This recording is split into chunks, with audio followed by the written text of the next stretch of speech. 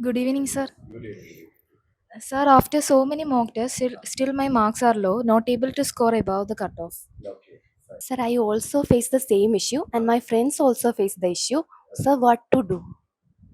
Okay, fine. Sir, I watch to so many videos, but still I am clueless. Yes. So coming to this concept, first of all, I would say chasing the motivation will not work here.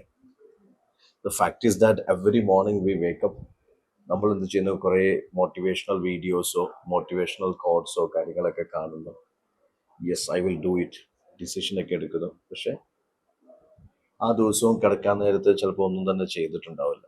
അപ്പോൾ the problem with many aspirants is that എല്ലാ ടെസ്റ്റിനും മുന്നോടിയായിട്ട് highly motivational videos content കാര്യങ്ങളൊക്കെ ചെയ്യുന്നുണ്ടെങ്കിൽ പോലും പ്രിപ്പറേഷനിൽ ഒരു discipline ഇല്ലാത്തതുകൊണ്ട് പലപ്പോഴും ഒരു റിക്വയർഡ് ടാർഗറ്റ് അച്ചീവ് ചെയ്യാൻ പറ്റുന്നില്ല. ഫോർ എക്സാമ്പിൾ, നമ്മുടെ വരാൻ പോകുന്ന ടെസ്റ്റ് എൻവയോൺമെന്റ് ആണ്. What happens with many students, നമുക്ക് ഒരു വീക്ക്ലി പ്രോഗ്രാം ഉണ്ട്, വീക്ക്ലി പ്ലാൻ ഉണ്ട്, ഡെയിലി പ്ലാൻ ഉണ്ട്. പക്ഷെ ഞാൻ മനസ്സിലാക്കുന്നത് മെജോറിറ്റി സ്റ്റുഡൻസും ഇത് പ്രോപ്പറായിട്ട് ചെയ്യുന്നില്ല. ഒരു ദിവസം 2-2.5 മണിക്കൂറിൻ്റെ പരിപാടിയേ ഉള്ളൂ. അങ്ങനെ ചെയ്താൽ പോലും നിങ്ങൾക്ക് ഒരു 6-7 ദിവസം കൊണ്ട് പ്രോപ്പറായിട്ട് സിലബസ് തീർത്ത് റിവിഷൻ ചെയ്ത് സൺഡേ എക്സാം കൊടുക്കാൻ പറ്റും. ഒരു ഡീസൻറ്റ് സ്കോർ നമുക്ക് നേടാൻ പറ്റും. പക്ഷേ ഈ പ്രോഗ്രാം നടക്കുന്നില്ല. മോട്ടിവേഷൻ ഉണ്ടോ? മോട്ടിവേഷൻ ഇഷ്ടം പോലെയുണ്ട്. വീട് നിറച്ച്, റൂം നിറച്ച് ഗജനി സ്റ്റഡി, ഈവൻ ബോഡിയിലടക്കം നമ്മൾ മോട്ടിവേഷണൽ കോട്സ് എഴുതി വെച്ചിരിക്കുകയാണ്. പക്ഷേ ഡിസിപ്ലിൻ ഇല്ലാത്തത് കൊണ്ട് ഉദ്ദേശിച്ച കാര്യങ്ങൾ, ഡെയിലി ടാസ്ക് ഒന്നും നടക്കുന്നില്ല എന്നുള്ളതാണ്. So first and foremost thing is, നമ്മൾ ഈ വരുന്ന ഒരു 5-6 മാസം കൊണ്ട് ഈ എക്സാം എഴുതി ക്രാക്ക് ചെയ്ത് നമ്മൾ മെയിൻസിലേക്ക് പോകണമെങ്കിൽ ഫസ്റ്റ് ഓഫ് ഓൾ നമ്മുടെ ലൈഫിൽ നമ്മൾ കൊണ്ടുവരേണ്ടത് ഡിസിപ്ലിൻ होना चाहिए.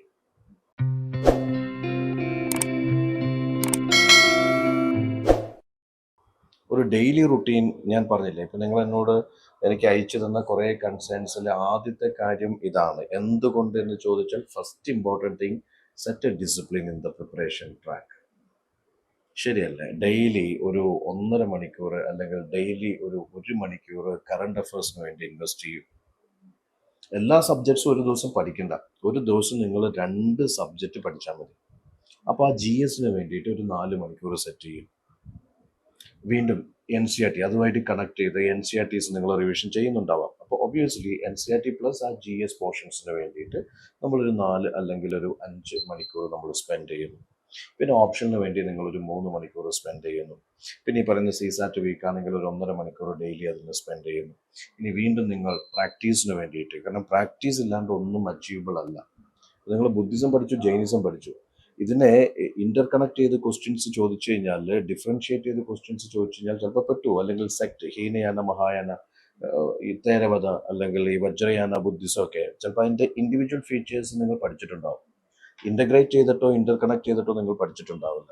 അല്ലെങ്കിൽ ഭക്തി സൂഫി മൂവ്മെന്റ്സ്, ശരിയല്ലേ? അല്ലെങ്കിൽ ഇപ്പം fundamental rights, fundamental duties, DPSP, ശരിയല്ലേ?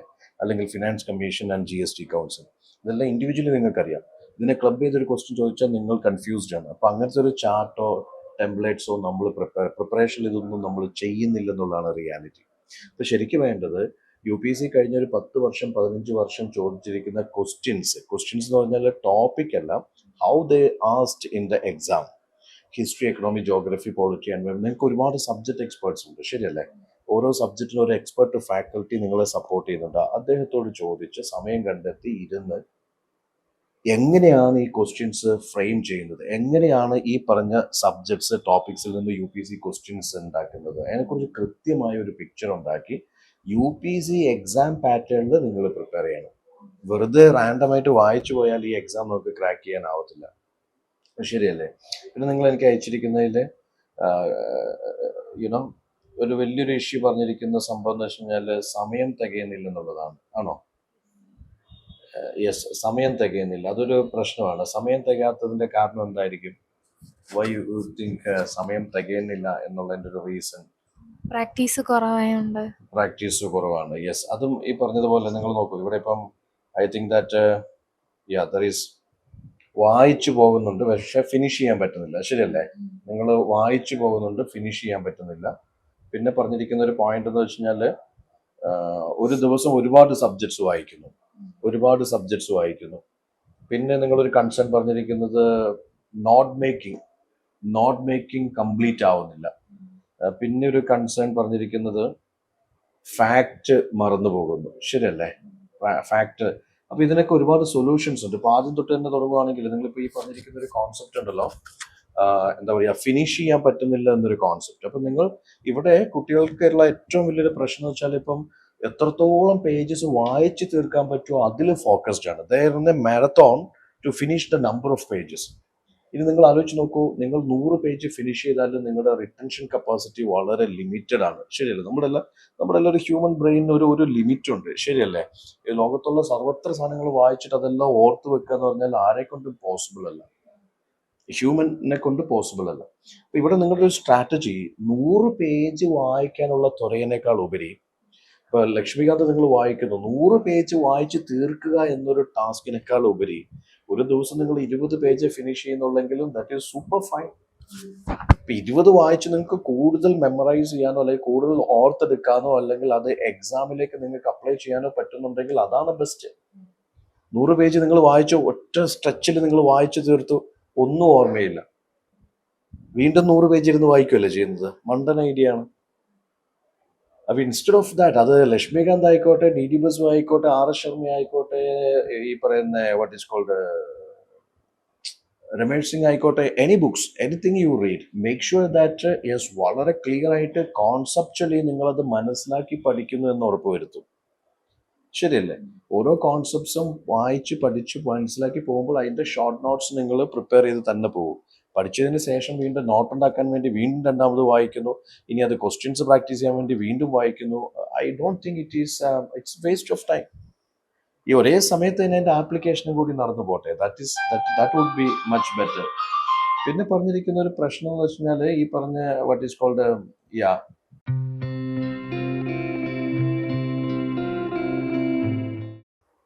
വായിക്കുമ്പോൾ ഡൗട്ട്സ് ഉണ്ടാവുന്നു. ഡൗട്ട്സിനെയൊക്കെ നിങ്ങളൊരു ഫ്ലാഷ് കാർഡ്സ് ആക്കി മാറ്റും. ശരിയല്ലേ? ഇപ്പൊ നിങ്ങൾ വായിക്കുന്നതോ അല്ലെങ്കിൽ പഠിക്കുന്നതോ ആയിട്ടുള്ള സബ്ജക്ട്സിൽ വരുന്ന ഒരുപാട് ഡൗട്ട്സ് ഉണ്ടാവാം.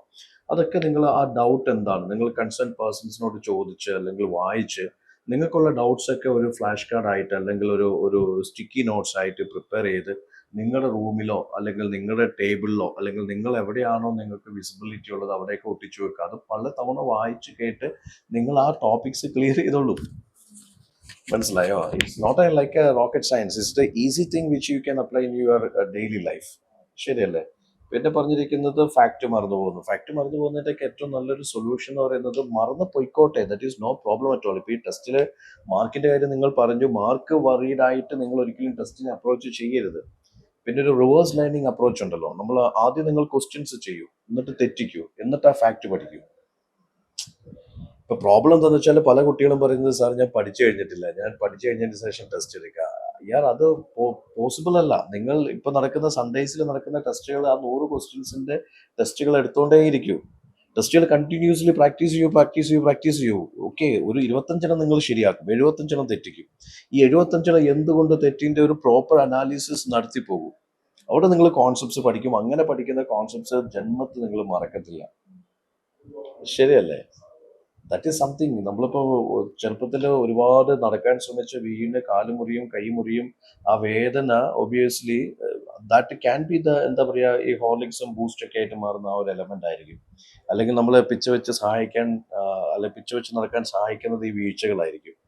എന്ന് പറഞ്ഞതുപോലെ തോൽവികളിൽ നിന്നാണ് വിജയം ഉണ്ടാവുക. ഇത് ഫിലോസഫി അല്ല, ഇതാണ് റിയാലിറ്റി. ഇനി നമ്മൾ ആ തോൽവി പേടിച്ചിട്ട് മാറിയിരുന്നു കഴിഞ്ഞാൽ നമ്മൾ അങ്ങനെ ഇരിക്കലേ ഉണ്ടാവുള്ളൂ. നിങ്ങൾക്ക് തോന്നുന്നുണ്ടോ എല്ലാം പഠിച്ചു കഴിഞ്ഞിട്ട് നമ്മൾ ടെസ്റ്റ് എഴുതാനുള്ള സമയം കിട്ടുമെന്ന് തോന്നുന്നുണ്ടോ? That never happens. പിന്നെ നിങ്ങൾ പറഞ്ഞിരിക്കുന്ന ഒരു പ്രശ്നം എന്ന് പറയുന്നത് ഈ പറയുന്ന വാട്ട് ഈസ് കോൾഡ് പലപ്പോഴും UPSCന്റെ സ്റ്റേറ്റ്മെന്റ് ഡീകോഡ് ചെയ്യാൻ പറ്റുന്നില്ല എന്നുള്ളതാണ്. ശരിയല്ലേ? UPSCന്റെ സ്റ്റേറ്റ്മെന്റ് ഡീകോഡ് ചെയ്യാൻ പറ്റുന്നില്ല എന്നുള്ളതാണ്. അപ്പൊ UPSCന്റെ സ്റ്റേറ്റ്മെന്റ് ഡീകോഡ് ചെയ്യുക എന്ന് പറഞ്ഞാൽ അതൊരു നാക്കാണ്. ഇപ്പൊ നമ്മുടെ ഗാലന്റിന്റെ ആ ഒരു UPSC ബുഫേ എന്ന് പറഞ്ഞൊരു സീരീസ് നടക്കുന്നുണ്ട്. നമ്മൾ കൃത്യമായിട്ട് ഫാക്കൽറ്റി പറയുന്നുണ്ട് എന്ത് തരം ലോജിക്കാണ് നിങ്ങൾ അപ്ലൈ ചെയ്യേണ്ടത്.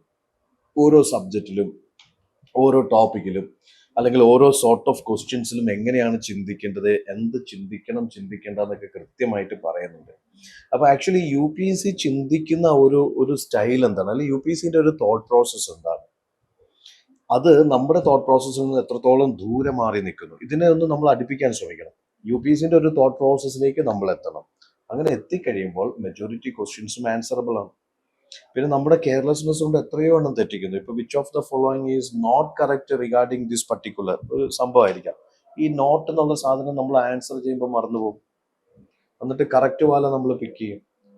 ഇനി ചിലപ്പോൾ എക്സ്ട്രീം കീവേഡ്സ് ഉണ്ടാവാം, അബ്സല്യൂട്ട്ലി അല്ലെങ്കിൽ completely, always, often, okay, none, ഈ പറഞ്ഞ സാധനങ്ങളൊന്നും നമ്മൾ ശ്രദ്ധിക്കത്തില്ല. അപ്പൊ ഭയങ്കര നിസ്സാരമായിട്ടുള്ള കെയർലെസ്നെസ് കൊണ്ട് തന്നെ ഒരു 10-20 ക്വസ്റ്റ്യൻസ് മിനിമം, അല്ലെങ്കിൽ ഒരു 10-15 ക്വസ്റ്റ്യൻസ് മിനിമം നമ്മൾ തെറ്റിക്കുന്നു. ശരിയല്ലേ? അപ്പൊ ഞാൻ പറഞ്ഞു വന്നത് എന്താണെന്ന് വെച്ചാൽ, നിങ്ങൾ ഇപ്പോൾ ചെയ്തുകൊണ്ടിരിക്കുന്ന പ്രോസസ്സിൽ തെറ്റുന്നത് ഒരു പ്രശ്നമല്ല, പക്ഷെ എന്തുകൊണ്ട് തെറ്റി എന്നതിനെ കുറിച്ച് കൃത്യമായിട്ടൊരു ധാരണയിലേക്ക് നിങ്ങൾക്ക് എത്താൻ പറ്റണം. അത് ആപ്ലിക്കേഷൻ എറർ ആവാം, കോൺസെപ്റ്റ് തെറ്റിച്ചതാവാം, കോൺസെപ്റ്റ് അറിയില്ലാത്തതുകൊണ്ട് തെറ്റിച്ചതാവാം, കെയർലെസ് കൊണ്ട് തെറ്റിയതാവാം, ഗസ് പ്രോപ്പറായിട്ട് വരാത്തതുകൊണ്ട്, അല്ലെങ്കിൽ നമ്മൾ ഗസ് അടിച്ചത് തെറ്റിയതായിരിക്കാം. ശരിയല്ലേ? ഇനി നമ്മൾ ടൈം മാനേജ്മെന്റ്, നമുക്കൊരു 60 സെക്കൻഡ്സിൽ ഒരു ക്വസ്റ്റ്യൻ നമുക്ക് സോൾവ് ചെയ്യാൻ പറ്റുന്നില്ല. 60 സെക്കൻഡ്സിൽ ഒരു ക്വസ്റ്റ്യൻ സോൾവ് ചെയ്യാൻ പറ്റുന്നത് ഒരു ക്വസ്റ്റ്യന് വേണ്ടി തന്നെ 2, 3, 4 മിനിറ്റ് എടുക്കുന്നു. അപ്പൊ ടൈം മാനേജ്മെന്റിന്റെ ഇഷ്യൂ ആവാം. ശരിയല്ലേ? അപ്പൊ എന്തുകൊണ്ടാണ് നമ്മൾ ഓരോന്നും തെറ്റിക്കുന്നത്, എവിടെയാണ് തെറ്റുന്നത്? Have a proper analysis. Sit with your mentors and they can guide you because they have lots of experiences here. അവർ ഗൈഡ് ചെയ്യില്ലെങ്കിൽ പിന്നെ ആരാണ് നമ്മളെ ഗൈഡ് ചെയ്യുന്നത്? അപ്പോൾ അവർക്ക് നിങ്ങളെ കൃത്യമായിട്ട് ഗൈഡ് ചെയ്യാൻ പറ്റും. നിങ്ങൾക്ക് എങ്ങനെ അത് ഇമ്പ്രൂവ് ചെയ്യാൻ പറ്റും എന്നുള്ള സാധനങ്ങൾ അവർ പറഞ്ഞു തരും. ശരിയല്ലേ? പിന്നെ നിങ്ങൾ ചോദിച്ചിരിക്കുന്ന സംഭവം, ഓക്കെ, എത്ര തവണ ഈ ക്വസ്റ്റ്യൻസ്, അഗൈൻ ഇതൊക്കെ പറഞ്ഞ കാര്യങ്ങളാണെങ്കിലും ഞാൻ വീണ്ടും പറയുന്നു, നിങ്ങളൊരു 3 തവണയെങ്കിലും ക്വസ്റ്റ്യൻ റീഡിങ് നടത്താനായിട്ട് ശ്രമിക്കണം. ക്വസ്റ്റ്യൻ ബുക്ക്ലെറ്റ് കിട്ടി, നിങ്ങൾ ഓപ്പൺ ചെയ്തു, ബെല്ലടിച്ചു, ഇവിടെ നിങ്ങൾ ഓപ്പൺ ചെയ്തു, അവിടെ ഫസ്റ്റ് നിങ്ങൾ ചെയ്യുന്നത് ഒബ്വിയസ്ലി ഇൻസ്ട്രക്ഷൻസ് ഒക്കെ വായിച്ചു അറിയാം. ഓഫ് കോഴ്സ് നിങ്ങൾ ആ 100 ക്വസ്റ്റ്യൻസ് ഒന്ന് ഓടിച്ചു വായിച്ചു നോക്കാൻ ശ്രമിക്കും. ഒരു 6 മിനിറ്റിലോ 7 മിനിറ്റിലോ ഈവൻ 10 മിനിറ്റ് എടുത്താലും 100 ക്വസ്റ്റ്യൻസ് ഒന്ന് നല്ല വൃത്തിക്ക് എല്ലാം ഒന്ന് ഓടിച്ചു വായിച്ചു നോക്കൂ. എന്നിട്ട് നിങ്ങളുടെ പെൻസിൽ കൊണ്ട് തന്നെ നിങ്ങളൊന്ന് മാർക്ക് ചെയ്തേക്കുക XYZ. എക്സ് എന്ന് പറയുന്നത് ഷുവർ ഷോട്ട്, നിങ്ങൾ പഠിച്ചതിൽ നിന്ന് വന്ന ക്വസ്റ്റ്യൻസ്. അതൊരു 25 ഉണ്ടാവും, 50 മാർക്ക് റെഡിയാണ്. ഇനി Y എന്ന് പറയുന്നത് മോഡറേറ്റ് ഡിഫിക്കൽട്ട്, അല്ലെങ്കിൽ 50-50 ചാൻസ്, അതൊരു 50 ഉണ്ടാവും, Y മാർക്ക് ചെയ്തു. അപ്പോൾ ഒരു 75 കഴിഞ്ഞു. ഇനി ഒരു 25 മോസ്റ്റ് ഡിഫിക്കൽട്ട് ക്വസ്റ്റ്യൻസ്. നിങ്ങളൊന്ന് ആലോചിച്ച് നോക്കിയേ, ഈ എക്സ് 25 സോൾവ് ചെയ്തപ്പോൾ 50 മാർക്ക് കിട്ടി. ഇനി 50-50 ചാൻസിൽ 50 ചെയ്ത് 25 തെറ്റി, എന്നാൽ 25 കിട്ടി. ശരിയല്ലേ? Still the goal is in your court.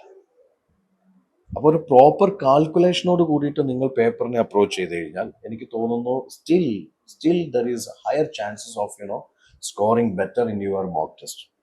ഇത് നമ്മൾ ഈ കണ്ണടച്ച് വെടിവെക്കുക എന്ന് പറയുന്ന പോലെ നമ്മൾ ഓടി അവിടെ ഇവിടെ എല്ലാം ചെയ്ത് എന്തൊക്കെയോ കാട്ടിക്കൂട്ടുന്നു, വായിച്ചു തന്നെ വീണ്ടും വായിക്കുന്നു, ഒരു പ്ലാനും ഇല്ലാണ്ടാണ് പേപ്പറിനെ അപ്രോച്ച് ചെയ്യുന്നത്. ഒന്നോട്ട് ക്വസ്റ്റ്യൻസ് സോൾവ് ചെയ്ത് നമ്മളൊരു ഓർഡറിൽ എങ്ങനെ കളിച്ചാലും ഒരു ഓർഡറിലെ പോലെ, കാരണം നമുക്ക് ഇങ്ങനെ ഒരു വാശിയുണ്ട്, ഒരു ക്വസ്റ്റ്യനും മിസ് ഔട്ട് ആവരുന്നുള്ള വാശി കാരണം 1, 2, 3, 4 എന്ന് പറഞ്ഞ് ഇതേ ഓർഡറിലെ പോകുന്നു. ഒരു നിർബന്ധമില്ല. 100 നിങ്ങൾക്ക് സ്റ്റാർട്ട് ചെയ്യാം, 50 സ്റ്റാർട്ട് ചെയ്യാം, 25 75 സ്റ്റാർട്ട് ചെയ്യാം. പക്ഷെ ഐഡിയ ഉണ്ടായിരിക്കണം, എത്ര എണ്ണം ഞാൻ ചെയ്തു, എത്ര എണ്ണം ചെയ്തില്ല, എത്ര എണ്ണം ചെയ്യാനുണ്ട്, അല്ലെങ്കിൽ മോസ്റ്റ് ഷുവർ ഷോട്ട് ക്വസ്റ്റ്യൻസ് ഏതൊക്കെയാണ്, 50-50 വാല, മോസ്റ്റ് ഡിഫിക്കൽട്ട് വാല. അപ്പൊ പേപ്പറിനെ കുറിച്ചൊരു ധാരണയുള്ള ഒരാൾക്ക്, അതുകൊണ്ടാണ് ഞാൻ പറയുന്നത്, ആദ്യത്തെ ഒരു 10 മിനിറ്റ് പേപ്പർ നന്നായിട്ടൊന്ന് സ്കാൻ ചെയ്യൂ, നന്നായിട്ടൊന്ന് സ്റ്റഡി ചെയ്യൂ. അതിന് ശേഷം നിങ്ങൾ സോൾവ് ചെയ്യും. 120 മിനിറ്റ്സ് ഇല്ലേ, ബാക്കി 110 മിനിറ്റ് നിങ്ങൾ ഉപയോഗിച്ചോളൂ. അപ്പോൾ വെറുതെ ചാടി പെട്ടെന്ന് പിടിച്ച് ഒന്നാമത്തെ ചെയ്തു അറിയില്ല, രണ്ടാമത്തെ ചെയ്തു അറിയില്ല, മൂന്നാമത്തെ ചെയ്തു അറിയില്ല, അപ്പൊ തന്നെ പ്രഷർ ഷൂട്ട് ചെയ്തു. ശരിയല്ലേ? ഇനി 4 തെറ്റിയ സ്ഥിതിക്ക്, അല്ലെ 4 ചെയ്യാത്ത സ്ഥിതിക്ക് 5 എന്തായാലും ചെയ്തേ പറ്റുള്ളൂ. അത് കഷ്ടകാലത്തിന് തെറ്റിപ്പോയി, പിന്നെ ആ ടെൻഷൻ വെച്ചോണ്ടായിരിക്കും 6 ചെയ്യുന്നത്, അതും തെറ്റിക്കും. ഈ 2 തെറ്റിയെന്ന് തോന്നുമ്പോൾ 7ാമത്തെ വരുമ്പോഴത്തേക്ക് എക്സ്ട്രാ പ്രഷർ കയറി. ശരിയല്ലേ? അപ്പൊ അതിന്റെ വാശി, അങ്ങനത്തെ ഒരു വാശിന്റെ ആവശ്യമില്ല. പിന്നെ നിങ്ങൾ പറഞ്ഞിരിക്കുന്നതിൽ ഓക്കെ, ഇതൊക്കെ തന്നെയാണ് മെയിൻ ആയിട്ടുള്ള കാര്യങ്ങൾ. പിന്നെ വെച്ചാൽ ഈ കമ്പാരിസൺസ് നിങ്ങൾ വിട്ടോളൂ. ഇപ്പം നേരത്തെ പറഞ്ഞ പോലെ ഫ്രണ്ട്സിനെ കിട്ടിയില്ല, അല്ലെങ്കിൽ റൂംമേറ്റ്സിനെ കിട്ടിയില്ല, ആക്ച്വലി അത് ഇറ്റ്സ് പക്ക സബ്ജക്റ്റീവ്. പല റീസൺസും ഉണ്ടാവാം. ചിലപ്പോൾ അയാൾ പഠിച്ചിട്ടുണ്ടാവില്ല, ചിലപ്പോൾ അയാൾ പ്രോപ്പറായിട്ട് റിവിഷൻ ചെയ്തിട്ടുണ്ടാവില്ല. അപ്പോൾ അതുകൊണ്ട് എപ്പോഴും നമ്മൾ ശ്രദ്ധിക്കേണ്ടത് there is no need for comparisons here. ഇവിടെ നിങ്ങളൊരു single fighter, single soldier, single aspirant and you are focusing on your preparation part. What past done, what now, what for future. ശരിയല്ലേ? അപ്പോൾ അതുകൊണ്ട് നമ്മൾ നമ്മുടെ സ്കോർ മാത്രം ഫോക്കസ് ചെയ്യാം. പിന്നെ ഞാൻ പറഞ്ഞില്ലേ, എല്ലാവർക്കും മാർക്ക് കുറയുന്നു എന്നൊരു സാധനം ഇല്ല ഇതിൽ. അൾട്ടിമേറ്റ്ലി ആരാണ് നല്ലോണം എഫേർട്ട് ഇടുന്നത് അയാൾക്ക് സ്കോർ ഉണ്ടാവും. ആരാണോ എഫേർട്ട് മാത്രം ഇട്ടാൽ പോലെ ഒരു സ്ട്രാറ്റജിയും കൂടി കൃത്യമായിട്ട് വർക്കൗട്ട് ആവണം. ഇപ്പം എനിക്കറിയാവുന്ന ഒരുപാട് ആസ്പിരൻസ് എല്ലാ വർഷവും ഒരു പ്രിലിംസ് ക്രാക്ക് ചെയ്യുന്നുണ്ട്. And they never do the 100% perfection in the preparation part, but still the crack prelims every year. But എനിക്കറിയാവുന്ന വേറെയും കുറേ കുട്ടികളുണ്ട്, അവർ എക്സ്ട്രാ ഓർഡിനറി ബ്രില്യൻറ്റ് സ്റ്റുഡൻസ് ആണ്. സോ ഫാർ ദേ കുഡിന്റ് ക്രാക്ക് പ്രിലിംസ്. ഒരു പ്രിലിംസ് ക്രാക്ക് ചെയ്താൽ എന്തായാലും mains എഴുതും. അത്രയും എക്സ്ട്രാ ഓർഡിനറി, എന്താ പറയുക, ഈ പറഞ്ഞ ബാക്കി ഏരിയാസിലൊക്കെ നല്ല ഗ്രിപ്പുള്ള കുട്ടികളാണ്, നന്നായിട്ട് എഴുതാൻ സ്കില്ലുള്ള കുട്ടികളാണ്. But unfortunately they are not cracking prelims just because of GS or CSAT. അപ്പം ഇത് നമ്മൾ പഠിക്കുന്നു, ഇതിനോടൊപ്പം തന്നെ പ്രാക്ടീസ് വലിയൊരു മാറ്ററാണ്. ഈ GS1-ൻ്റെയും GS2-ൻ്റെ ഒക്കെ ഒരു നാക്ക് അറിഞ്ഞിരിക്കുക എന്നുള്ളത് വലിയൊരു മാറ്ററാണ്. ശരിയല്ലേ? CSAT-ലാണെങ്കിലും 33% അല്ലെങ്കിൽ 67 മാർക്ക് മതി, 33.33, ശരിയല്ലേ? പക്ഷെ still there are lots of students because of wrong strategies and wrong methods they fail in CSAT. Even they are maths background students. അപ്പോൾ ഇതിൽ പ്രിവിലേജ്ഡ്, നോൺ പ്രിവിലേജ്ഡ് അങ്ങനത്തെ ഒരു കാറ്റഗറി ഇല്ല. എല്ലാവർക്കും ഒരുപോലെയാണ്. ഒരു ഭയങ്കര ബാലൻസ്ഡ് ആയിട്ടുള്ള ഒരു മെക്കാനിസം ഇവിടെ സെറ്റ് ചെയ്ത് വെച്ചിട്ടുണ്ട്. നമ്മൾ ഇടുന്ന എഫേർട്ട്, നമ്മുടെ സ്ട്രാറ്റജീസും അതിൽ മാറ്റർ ചെയ്യുന്നത്. അപ്പോൾ നിങ്ങൾ കൃത്യമായിട്ട് ഇങ്ങനെ ഒരു പ്ലാൻ സെറ്റ് ചെയ്യൂ പ്രോപ്പറായിട്ട്. ഇപ്പം ഞാൻ പറഞ്ഞില്ല, നമ്മുടെ ടെസ്റ്റ് സീരീസ് ആയിക്കോട്ടെ, എല്ലാ സൺഡേസിലും എഴുതിക്കോളൂ. എത്ര ഒരു ദിവസം നിങ്ങൾ ഒരു 3 മണിക്കൂറോ 4 മണിക്കൂറോ അതിന് വേണ്ടി എഫേർട്ട് ഇടുന്നുണ്ടാവാം. ഒരാഴ്ച കൊണ്ട് എത്രത്തോളം തീർക്കുന്നു അതിൻ്റെ ബേസിസിൽ ടെസ്റ്റ് എടുക്കും. മാർക്ക് കുറഞ്ഞോട്ടെ, നോ പ്രോബ്ലം. എന്തുകൊണ്ട് കുറഞ്ഞു എന്നുള്ളതിനെക്കുറിച്ച് കൃത്യമായിട്ട് സ്റ്റഡി ചെയ്യും. ആ മെൻറ്ററുമായിട്ട് ഇരിക്കും, അത് ഇമ്പ്രൂവ് ചെയ്യും. അടുത്ത ടെസ്റ്റിൽ അത് തന്ന ഫീഡ്ബാക്ക് നിങ്ങൾ അടുത്ത ടെസ്റ്റിൽ ഒന്ന് ഇംപ്ലിമെൻറ്റ് ചെയ്യാൻ ശ്രമിക്കും. അങ്ങനെ നമ്മൾ ഘട്ടം ഘട്ടമായിട്ട് നമ്മൾ ഇമ്പ്രൂവ് ചെയ്ത് കൊണ്ടുപോവുക. ഇപ്പോഴത്തെ മാർക്ക് നോക്കണ്ട, ഇപ്പം നിങ്ങൾ 0-ലായിരിക്കാം, നെഗറ്റീവിലായിരിക്കും നിൽക്കുന്നത്. പക്ഷെ കിട്ടുന്ന ഫീഡ്ബാക്ക് പ്രോപ്പറായിട്ട് നമ്മൾ ഇംപ്ലിമെൻറ്റ് ചെയ്ത് പോയി കഴിഞ്ഞാൽ ഈ പറയുന്ന ഫൈനൽ ടെസ്റ്റിലേക്ക് എത്തുമ്പോൾ നമ്മൾ എവിടെ എത്തിയിട്ടുണ്ടാവും? ഒബ്വിയസ്ലി ഒരു കട്ട് ഓഫിൻ്റെ മേലെ എത്തുന്ന ലെവലിലേക്ക്. കാരണം ഞാൻ കണ്ടിട്ടുള്ള മെജോറിറ്റി ടോപ്പേഴ്സും, ഐ എം ടെല്ലിങ് യു, കാരണം നമ്മളെപ്പോഴും കമ്പയർ ചെയ്യുന്നത് അവരെ വെച്ചിട്ടായിരിക്കുമല്ലോ. അവരൊന്നും ഒരു ദിവസം കൊണ്ട് സൂപ്പർ ഹീറോ ആയ ആൾക്കാരല്ല. അവരുടെ പിന്നിൽ ഒരുപാട് തോൽവികളുണ്ട്, അല്ലെങ്കിൽ ഒരുപാട് പരാജയങ്ങളുണ്ട്. കണ്ടിന്യൂസ്ലി തോറ്റാണ് അവരും ഈ പറയുന്ന മോക്ക് ടെസ്റ്റുകളൊക്കെ ജയിക്കാൻ തുടങ്ങിയത്. ഓക്കെ, അപ്പോൾ ഇപ്പോഴത്തെ തോൽവി just you C that it's ഒരു എക്സ്പീരിയൻസ് മാത്രമാണ്, അല്ലെങ്കിൽ കൂടുതലായിട്ട് ഇത് എക്സ്പ്ലോർ ചെയ്യാനുള്ള ഒരു ഓപ്പർച്യൂണിറ്റി മാത്രമാണ്. അതിന് അങ്ങനെ മാത്രം കണ്ടാൽ മതി. കാരണം എല്ലാ ടെസ്റ്റും കഴിഞ്ഞിട്ട് ഓരോ ടെസ്റ്റും നല്ല രീതിയിലൊന്ന് അഴിച്ചു പണിയുന്ന ഒരു സാധനമുണ്ട്. ഓരോ ക്വസ്റ്റ്യനും നമ്മൾ അതിൻ്റെ ആൻസർ എക്സ്പ്ലനേഷൻസ് ഒക്കെ കൃത്യമായിട്ട് വായിച്ച്, ഞാൻ എവിടെ തെറ്റിച്ചു, എന്തുകൊണ്ട് തെറ്റിച്ചു, എങ്ങനെ ഇത് ശരിയാക്കാമായിരുന്നു എന്നൊരു സാധനം ഞാൻ എഫേർട്ട് ഇടുന്നുണ്ടെങ്കിൽ അതെനിക്ക് ഫ്യൂച്ചറിലേക്ക് ഗുണം ചെയ്യും. മനസ്സിലായോ? ഇങ്ങനെയുള്ള കാര്യങ്ങളൊക്കെ ശ്രദ്ധിച്ചാൽ മതി. Definitely it will work out for you. So what I said is that tension വേണ്ട. ടെൻഷൻ വെച്ചിട്ട് നമുക്കൊന്നും നേടാനാവില്ല. ഏറ്റവും കൂൾ മൈൻഡഡ് ആയിട്ട് ഇതിനെ അപ്രോച്ച് ചെയ്യണം. എത്രയോ പേര് ഭയങ്കര കൂളായിട്ട് ചിന്തിക്കുന്നു, എത്രയോ പേര് ഇത് ക്രാക്ക് ചെയ്തിരിക്കുന്നു. ഭയങ്കര സ്ട്രെസ്ഡ് ആയിട്ട് ഇതെന്നല്ല, ഒന്നും നമുക്ക് സ്ട്രെസ്സോട് കൂടിയിട്ട് എന്തിനെ അപ്രോച്ച് ചെയ്താലും ഒരു റിയൽ ലൈഫിൽ അതൊന്നും അച്ചീവബിൾ അല്ല. കാം ആൻഡ് കമ്പോസ്ഡ് ആയിട്ടുള്ള മൈൻഡ് സെറ്റിൽ അപ്രോച്ച് ചെയ്യും. കൂടുതൽ എന്താ പറയുക, നമുക്ക് പഠിക്കാൻ പറ്റും, കൂടുതൽ നമുക്ക് ചെയ്യാൻ പറ്റും, കൂടുതൽ റിവിഷൻ ചെയ്യാൻ പറ്റും, കൂടുതൽ പ്രാക്ടീസ് ചെയ്യാൻ പറ്റും. എല്ലാവർക്കും ഒരേപോലെയാണ് അവേഴ്സും കാര്യങ്ങളൊക്കെ, ശരിയല്ലേ? 24 hours എല്ലാവർക്കും ഒരുപോലെയാണ്. നമ്മളെങ്ങനെ അതിനെ വൈസ്ലി യൂട്ടിലൈസ് ചെയ്യുന്നു എന്നുള്ളതിനെ ആശ്രയിച്ചിരിക്കുന്നു. Okay, so just take care of these കാര്യങ്ങൾ. പഠിക്കണം, അത് റിവൈസ് ചെയ്യണം, അതിനെ പ്രാക്ടീസ് ചെയ്യണം, അറ്റംപ്റ്റ് ചെയ്യണം, വീണ്ടും അറ്റംപ്റ്റ് ചെയ്യണം. ഈ ഒരു ട്രാക്കിലായിരിക്കണം പ്രിപ്പറേഷൻ പോകുന്നത്. Okay, Thank you, sir.